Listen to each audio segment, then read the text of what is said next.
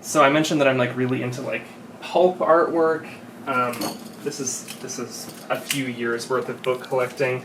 I've got some of these guys here. These are old Eerie Publications horror magazines. This comes from the era after the Comics Code came into effect, which meant that you couldn't have gratuitous violence or sex in any children's comic publications, but bump it up to a magazine format and charge 60 cents, and you can do whatever you want.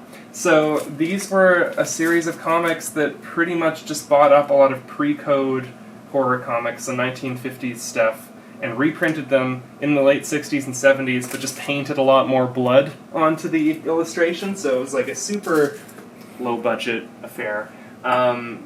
So, I don't know, there's something about work that was really just made to be sausage, in the sense that, like, you know, we're just going to, like, churn this out, and it's totally disposable. There's something about that that's really intriguing to me. The same thing about my appreciation for that work can come in the format of, well, circus posters, for example. So, I mean, there's obviously the graphics, but then there's the added element of just looking at those little details and seeing how, you know, this thing was just, hundreds of these were just running off a huge printing press, and the red and the blue are, like, slightly out of alignment, and just the interesting,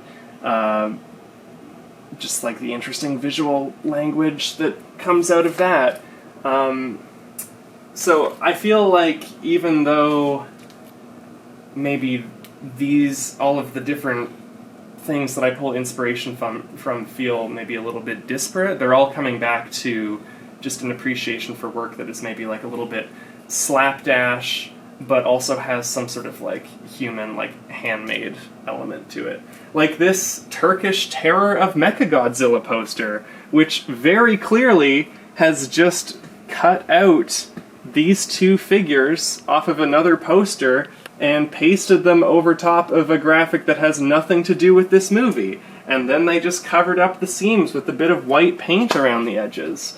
And there's something very endearing about that.